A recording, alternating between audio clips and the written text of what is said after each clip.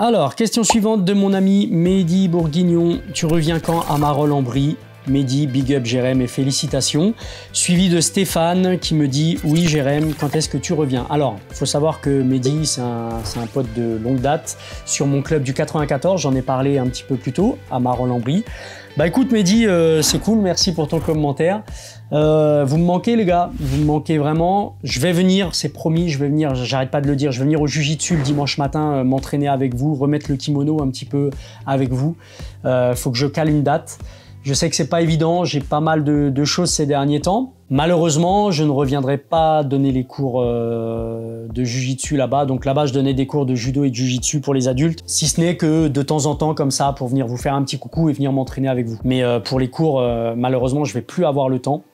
Enfin, malheureusement et heureusement d'un autre côté parce que c'est que mon activité s'est développée plutôt pas mal. Mais en tout cas, je pense souvent à vous, mes amis de Marolles, et je reviendrai sans problème. Donc, big up à vous, Mehdi et Steph.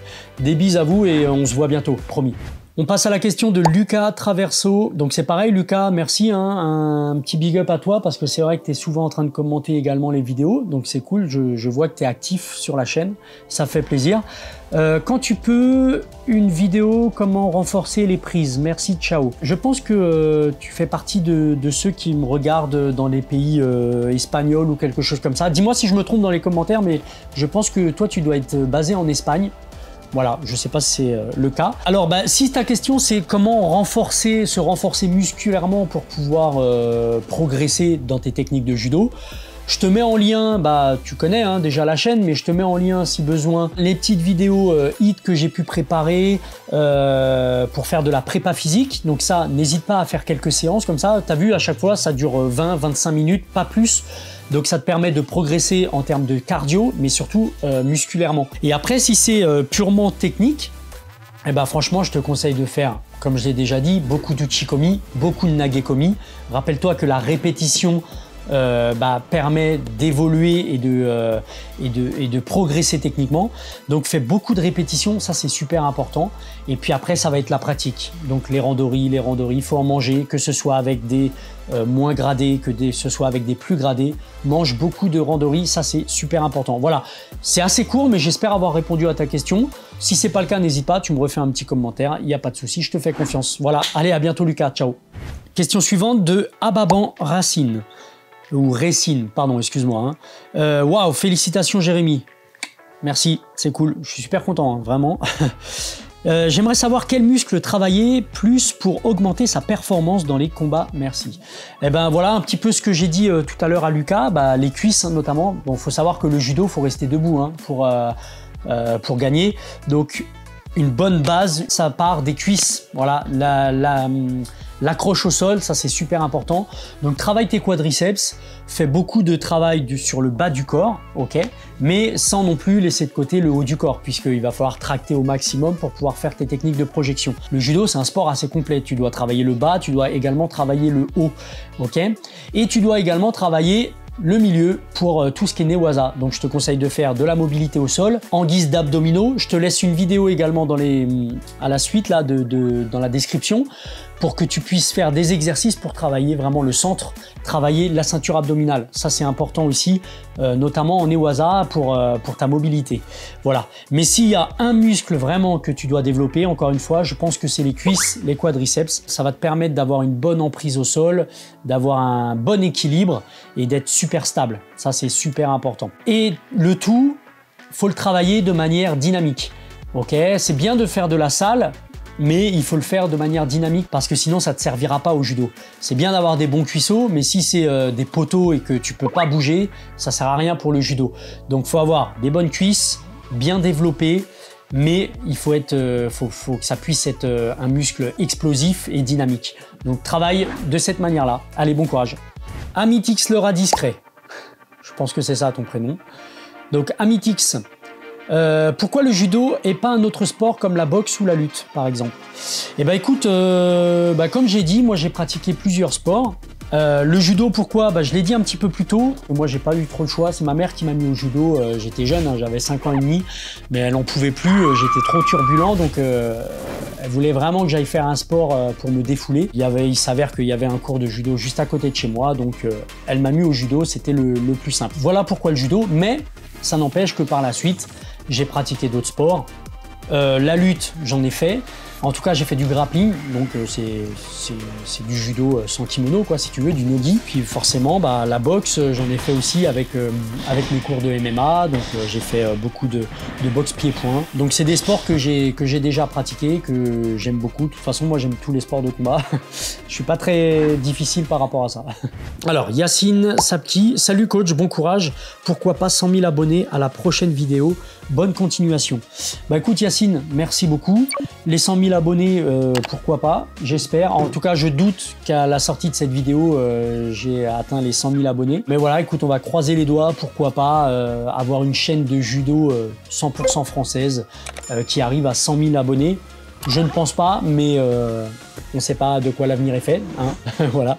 C'est pas mon objectif premier, hein. Franchement, déjà là, les 10 000, je suis super ravi et je suis super content de cette communauté déjà, donc c'est parfait. Maintenant, les 100 000, c'est pas un objectif en soi pour le moment, en tout cas pour moi.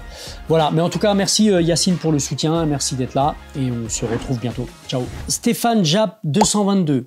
Salut Stéphane, félicitations pour les 10 000 abonnés, donc merci beaucoup. Toujours de la qualité et le judo est bien représenté et c'est plutôt rare. Un live serait bien sympa pour fêter ça. Merci Steph, bah écoute oui, je pense qu'on va se faire un live aussi dans pas longtemps. Je vous en reparlerai. Restez bien connectés d'ailleurs à la chaîne hein, pour savoir quand est-ce qu'on peut se faire ça. En soir en semaine ou soit en semaine je veux dire, soit le week-end, je sais pas, on va voir. Bah dites-moi dans les commentaires. Qu'est-ce qui vous conviendrait le mieux? Et pour la FAQ, donc qu'est-ce qui t'a donné envie de faire du judo? Une judokate ou un judoka en particulier? Et qu'est-ce que tu aimerais voir comme nouvelle règle? Ah, ça c'est une bonne question. Continue comme ça. Bah merci Steph. Oui, alors, qu'est-ce qui m'a donné envie de faire du judo? Bah je l'ai expliqué un peu. Moi j'ai été un peu forcé au début, voilà, pour être honnête. Non, bien sûr, après, j'ai apprécié ce sport par la suite, mais quand t'es tout petit, t'as 5 ans et demi, t'as pas forcément un désir plus que ça de faire tel ou tel sport. Après, par la suite, bien sûr, j'ai eu beaucoup de judokas français qui m'ont inspiré, tels que Jamel Bourras à l'époque, Darbelay, Jossinet, etc. Un peu plus tard, j'ai eu Cyril Marais, Hugo Legrand, etc.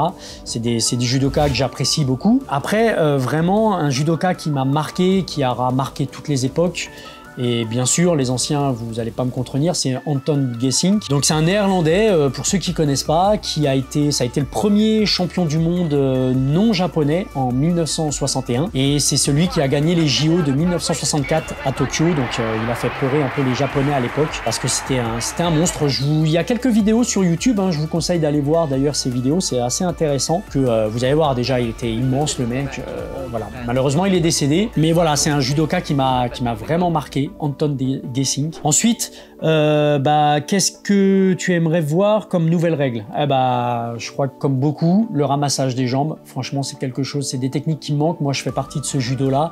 J'ai appris le judo comme ça, quand j'étais ceinture marron ou quand je passais mes dan, voilà, avec le ramassage des jambes, donc tout ce qui est Otegari, Teguruma, etc. Ça, j'aimerais bien le revoir dans les nouvelles règles de judo. Petit à petit, j'espère que ça revienne au goût du jour.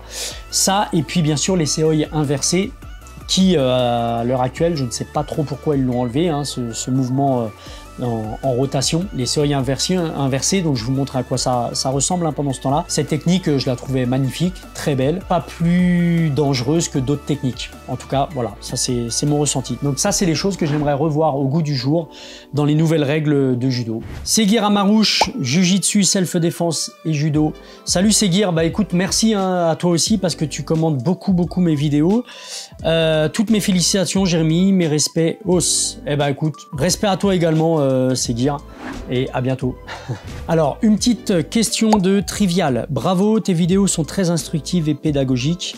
Quel est ton judoka favori, en retraite ou non? Vas-tu à la salle de sport? Si oui, ton programme muscu. Bonne continuation. Merci à toi, Trivial. C'est cool. Encore une fois, des commentaires positifs sur ma pédagogie et l'enseignement que je peux vous transmettre. Donc, c'est vraiment cool. Ça fait plaisir. Alors, mon judoka favori, j'en ai parlé un petit peu plus tôt. Pour moi, numéro 1, Anton Gesink. Et sinon, actuellement, moi, j'aime bien voir les combats de Abe. Voilà, pour ceux qui suivent un petit peu, que ce soit le frère ou la sœur, moi j'aime bien les deux, j'aime bien en tout cas ce judo-là, je trouve ça magnifique. Et puis en français, je préfère voir les filles maintenant. J'aime bien notre équipe féminine de judo, et c'est celle que je vais suivre avec un petit peu plus d'enthousiasme en tout cas. Tu me posais la question si j'allais à la salle de sport. Alors j'y vais, oui. En fait moi j'ai un dojo sur Paris où je m'entraîne régulièrement. Il y a une salle de muscu à côté. Alors, je pense que ta question, ça vient de là. Est-ce que je fais de la musculation à côté? J'en fais un petit peu, pas énormément. Je préfère faire des exercices au poids de corps. Je me fais beaucoup de circuits training, que ce soit dans mes dojos respectifs ou à la salle, tu vois. Je me fais beaucoup de circuits training parce que je préfère garder cette explosivité et ce cardio que j'arriverai pas à travailler en salle de muscu. Voilà, moi je suis pas un adepte de la salle de muscu. Je m'ennuie assez vite. Et en tout cas, si je me fais des séances de muscu, je vais rester sur du classique, je vais faire du développé couché, je vais faire des tractions, puis je vais faire du travail à l'élastique aussi, beaucoup. J'aime bien travailler à l'élastique, encore une fois, c'est pour les histoires d'explosivité. Voilà, je suis pas un adepte de la musculation pure et dure. Donc je vais pas pouvoir trop te renseigner là-dessus sur des programmes en particulier. Moi vraiment je préfère travailler au poids de corps, quitte à rajouter un petit peu de poids sur moi, mais sinon ça reste du travail classique, des pompes, des abdos, du développé couché, des flexions, un peu de presse, voilà. Ça reste vraiment du classique. Allez, on enchaîne avec la question de Kevin Juan. Donc Kevin qui nous dit « Merci pour cette chaîne qui aide beaucoup de pratiquants. Pour ma question, j'envisage d'investir dans un adversaire en sable. La version debout avec bras et jambes, est-ce une bonne idée pour travailler son drill en projection ?» Alors, si tu parles d'adversaire en sable comme le style le Bobby que je te montre là sur cette vidéo, alors ça c'est pas mal pour travailler des petits uchikomi comme tu peux le voir, des choses comme ça, mais pour moi c'est pas le mieux. Moi j'en ai un, donc j'en ai un ici à la maison là que tu peux voir derrière. D'ailleurs je vais te le chercher, bouge pas. Voilà. Ça c'est mon partenaire, c'est avec lui que je m'entraîne à la maison quand je suis tout seul. Donc en gros ça s'achète sur Amazon, seulement tu l'achètes, il est vide. Donc je vais te mettre tous les liens en description si tu veux. Tu vas retrouver donc le bonhomme comme ça, donc c'est du cuir super costaud. Moi je l'ai déjà depuis le confinement, je l'ai, donc ça fait déjà quelques années. Je pratique avec et comme tu peux voir je le projette dans tous les sens et franchement ça tient. Je lui ai juste mis une veste de kimono pour pouvoir travailler ici mon grip en projection, et donc je te mets également le lien dans la description de comment on va pouvoir le rembourrer. Donc moi j'avais acheté des gros paquets de mousse, alors par contre c'est un peu une galère, je t'avoue que j'ai mis un peu de temps à le rembourrer, j'ai dû mettre une petite matinée, tu vois, histoire que ça aille bien dans les bras, dans les jambes, etc. Au bout des extrémités, la tête et tout, donc va falloir vraiment insérer limite avec un bâton pour pouvoir tasser un petit peu la mousse. Et sinon après c'est nickel. Alors le seul truc c'est qu'il tient pas debout. Ce bonhomme, tu es obligé de le tenir à chaque fois avec le grip. Celui que j'ai trouvé le mieux c'est celui-là parce que je vais pouvoir m'amuser à le projeter, travailler mes techniques de projection. Je vais pouvoir également travailler au sol, tu vois, avec les bras qui restent assez amovibles, les jambes. Mais du coup il tient pas debout. J'ai pas trouvé moi de mannequin qui tenait debout. Donc moi je mixe entre ça et puis le Bobby que tu as vu au club. Mais par contre le Bobby tu peux pas le projeter. Mais voilà, moi c'est en tout cas le partenaire que je te conseille si tu veux travailler à la maison tout seul.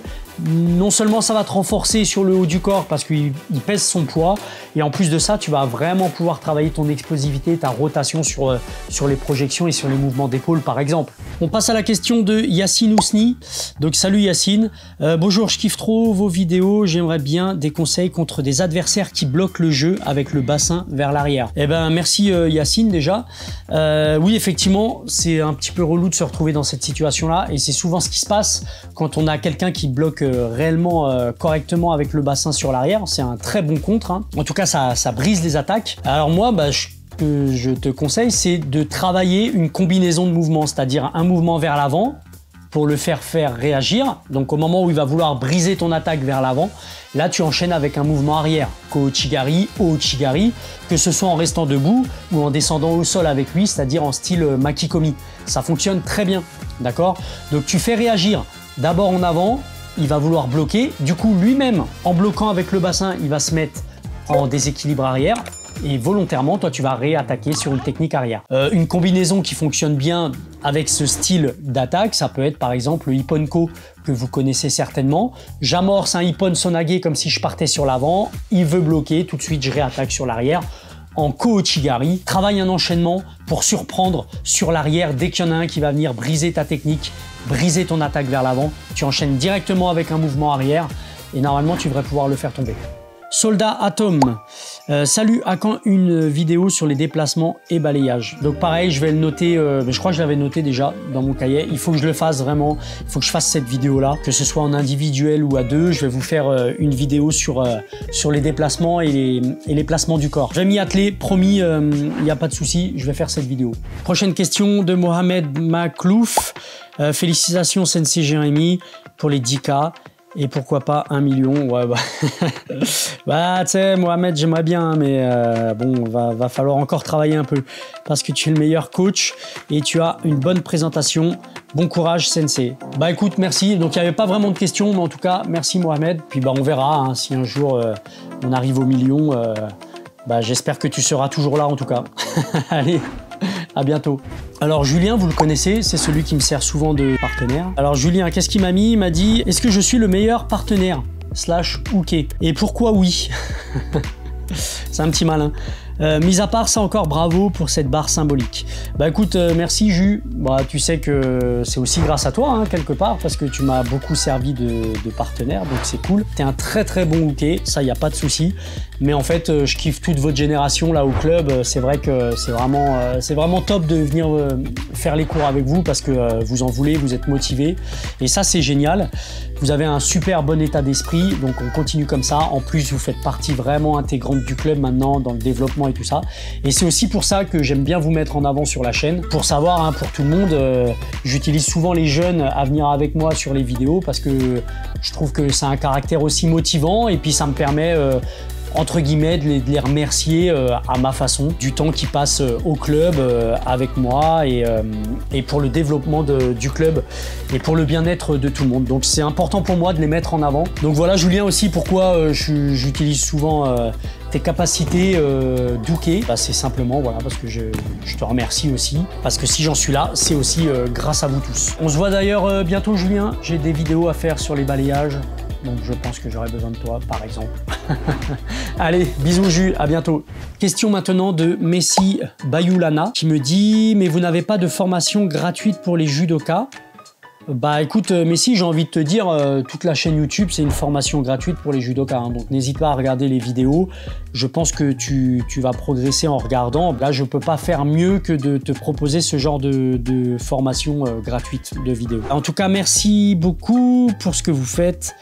Pour nous, franchement, ces vidéos me plaisent beaucoup, je vous remercie. Ouais, bah voilà, Messi. Alors après, moi, j'envisage aussi de passer à des formations qui sont payantes, pour le coup. Mais je veux faire des formations pour vous aider à passer vos grades. Donc, par niveau de ceinture, je vais mettre en place des formations. J'ai déjà commencé à enregistrer les vidéos et tout. Faire des formations payantes pour vous aider de A à Z à passer vos ceintures, que ce soit de la ceinture blanche à la ceinture noire. Donc, ça va être des formations ultra chiadé, en tout cas je m'y tiens, je veux vraiment qu'il y ait tout dedans. Donc voilà, je prépare tout ça, mais pour le moment, les seules formations que je puisse vous proposer, bah, c'est simplement les vidéos de la chaîne. En plus c'est gratuit, donc que demander de mieux? N'hésite pas à saigner toutes les vidéos Messi. Alors question de Jean-Luc Chevreau. Jean-Luc me dit donc félicitations, pourrais-tu montrer les prises et différentes passes à acquérir pour le passage de ceinture et ou montrer les choses auxquelles nous devons faire attention? Merci encore pour tes partages. Bah écoute, Jean-Luc, j'ai répondu à la question juste avant, donc c'est cool. On dirait que c'est fait exprès, putain, c'est incroyable. Non, mais voilà, en fait, moi, j'envisage de vraiment faire une formation complète sur vos passages de ceinture et justement où je vous guiderai et je vous emmènerai jusqu'à votre passage de grade. Seulement, ce sera une formation payante, mais ce sera bientôt disponible sur la chaîne. En tout cas, bientôt, il faut que j'enregistre encore quelques vidéos, mais ça va se faire prochainement. Donc après, Jean-Luc, si je peux te donner un petit conseil sur tes passages de ceinture, il faut faire attention de ne pas vouloir trop en faire, parce que souvent, on est confronté à ça en tant que prof, c'est que quand nos élèves passent leur ceinture, ils veulent tellement montrer qu'ils savent faire plein de choses qu'ils s'y perdent un petit peu.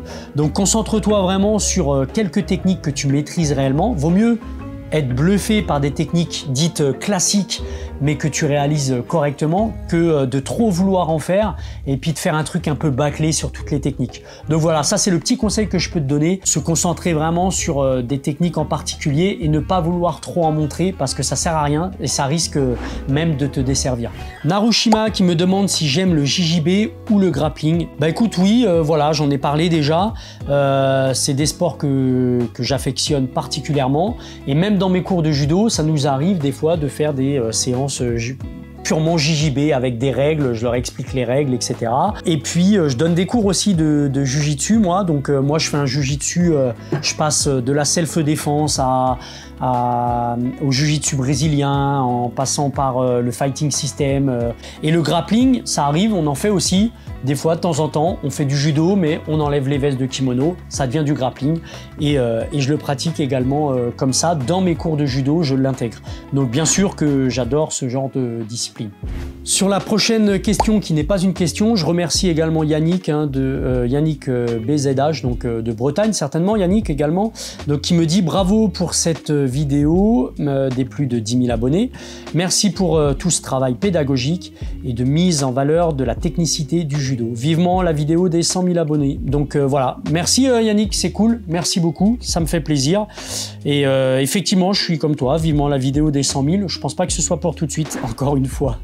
Mon poteau Sébastien Delangelo, bravo ma poule, mais comment tu fais pour t'entraîner avec un haut de pyjama? Donc ça c'est en référence, je suppose, à la vidéo FAQ, la première, où j'étais au dojo avec mon haut à manches longues.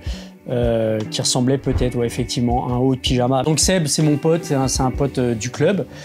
Bah écoute, moi, tu sais que je dors au dojo, hein, voilà, c'est pour ça que je m'entraîne avec un haut de pyjama.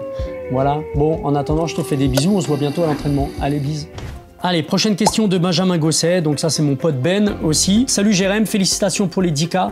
Ma première question, à quand une section JJB à Sassy? Donc Sassy c'est le club où j'enseigne, où j'ai mon club justement. Et la deuxième, à quand une section JJB à Sassy? Ben, bah écoute Ben, si ça tenait qu'à moi, tu sais qu'il y a bien longtemps que j'aurais vraiment fait une section JJB avec 3 cours par semaine, tu vois, le truc vraiment chiadé, ce serait cool. Malheureusement, moi il me manque du temps, mais c'est toujours dans le coin de ma tête et j'aimerais bien le mettre en place, pourquoi pas pour plus tard, avec faire intervenir vraiment un prof spécialisé, ce serait vraiment cool. Donc Ben, en tout cas, bah, on se retrouve bientôt également et puis t'inquiète, j'y pense, pourquoi pas mettre des cours de JJB en place, ce serait pas mal. Alors Jules Sécher qui me dit salut Jérém, félicitations pour les 10 000 abonnés. Quel conseil aurais-tu à donner à un futur prof de judo? Voilà, question très pertinente, c'est cool Jules. Écoute, je me suis noté quelques trucs parce que c'est vrai que c'est une question intéressante. Je te conseille, tu verras qu'au début, dans la pratique, bah, on n'est pas trop à l'aise avec les groupes et tout ça. Je sais pas hein, où tu en es en termes d'encadrement, mais gérer un groupe de 10, 15, voire 20 élèves, des fois, c'est pas évident. Je te conseille de te fixer des objectifs par trimestre. Tu vois, selon les différentes catégories bien sûr, mais tu vois, éveil judo, tu te fixes un objectif par trimestre. Par exemple, faut qu'il sache faire Ongeza Gatame, tu vois, voilà, je sais pas. Et puis après, il y a toutes les déclinaisons qui vont autour, hein. Enchaînement de boussole, tu arrives sur Ongeza, etc. Chez les plus grands, par exemple les benjamins, bah, tu travailles, je sais pas, hein, le fait de tourner les épaules, tu vois, travailler les mouvements d'épaule, Ippon, Moroté, etc. Chez les plus grands, les minimes, ça peut être sur la technique de Kumikata. Donc tu travailles sur le premier trimestre, sur tout ce qui est Kumikata. Bien sûr, tu agrémentes autour de tout ça. Il ne faut pas que ça reste uniquement sur un seul et même thème. Tu agrémentes autour de ça, mais ça te donne des objectifs. Alors je pense qu'au début, tes objectifs, ils vont peut-être être un peu trop larges, et au fur et à mesure, tu vas pouvoir les recentrer, parce que tu vas te rendre compte que finalement, merde, j'ai pas atteint mes objectifs, donc il va falloir que je les revoie un petit peu à la baisse. Par exemple, je sais pas, ou ça peut être l'effet inverse. Il faut faire attention dans tes cours de ne pas léser tel ou tel pratiquant. Pour n'importe quelle raison, je ne sais pas. Peut-être qu'il y en a qui sont un petit peu plus faibles et qui vont à leur rythme, et d'autres qui sont plus forts, qui avancent très très rapidement. Il ne faut pas léser ni l'un ni l'autre. Donc ça, c'est un petit peu la partie, quand tu es prof, un peu compliquée de pouvoir satisfaire tout le monde finalement. Donc n'hésite pas à prendre du temps avec ceux qui ont un petit peu plus de mal, mais également à prendre du temps avec ceux qui arrivent très bien. Par exemple, en leur montrant d'autres manières d'amener la technique que tu es en train de travailler. Par exemple, je sais pas, sur une reprise de garde, sur une garde différente, sur une garde droitier-gaucher. Voilà, il faut toujours sans arrêt agrémenter quand tu donnes tes cours de judo. C'est ça qui va faire que tu seras un prof intéressant et que les gens vont s'intéresser à toi. Ça, c'est important. J'avais noté le fait d'être le plus flexible possible. Donc ça répond un petit peu à ce que je t'ai dit tout à l'heure, c'est que voilà, c'est ça, c'est que il faut savoir se mouler à tes adhérents, à tes élèves. Le dernier conseil que j'ai à te donner, il faut que tu prennes du plaisir toi aussi en tant que prof. Ça, c'est important. Si toi tu prends du plaisir, ça va se ressentir et les gens vont prendre beaucoup de plaisir. Et en plus de ça, ça te fera toi progresser en tant que judoka également. Moi, j'ai énormément progressé en donnant mes cours et je progresse encore en donnant mes cours et surtout en faisant ce genre de vidéos où je vous explique un petit peu plus en détail, où je me prends la tête avec des flèches, des trucs, des machins. Donc toi, il faut que tu prennes du plaisir par rapport à ça pour le faire ressentir à tes élèves. Ça va dans les deux sens en fait. C'est un aller-retour. Prends du plaisir, éclate-toi et tu verras que ça se passera très bien. Bon courage à toi en tout cas. Alors il y a Voir Film qui me dit bravo donc pour les 10K. Bonjour, je fais du judo, je suis ceinture verte et mon spécial est Morote Sonage. Très bien, très bon spécial, surtout en ceinture verte, c'est très bien si tu arrives à le placer correctement. Tu peux faire une vidéo sur toutes les positions de Morote Sonage. Et une autre question, où est ton où est ton dojo? Bon courage pour la suite. Bah écoute, merci à toi. Morote, très bonne technique. Alors, j'ai pas fait de vidéo spéciale Morote. Par contre, je te mets en lien dans la description une vidéo sur tous les placements, en tout cas sur les déplacements de Ippon Sonage. Mais c'est à peu près pareil. Tu peux vraiment utiliser cette forme de déplacement pour ton Morote. Tu verras, je l'ai fait dans différents déplacements, en avant, en arrière, sur les côtés, en latéral, etc.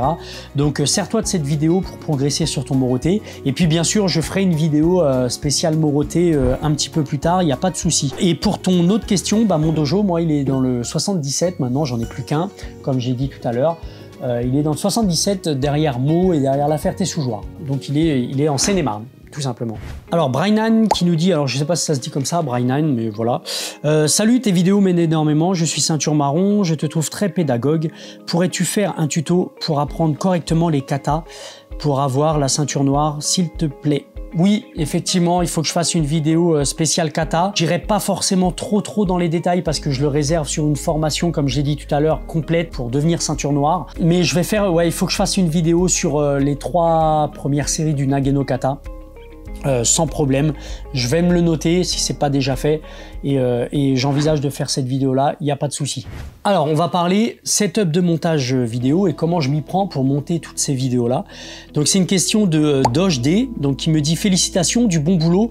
En parlant de ça, 2 petites questions. Ton setup pour les montages et combien de temps ça te prend pour tout faire, tout cumuler avec les aides éventuelles. As-tu déjà fait des stages au Japon, seul ou en groupe? Si oui, comment ça s'est passé l'organisation dans la globalité, etc., etc. Merci et bravo pour la chaîne. Merci Doge pour ta question.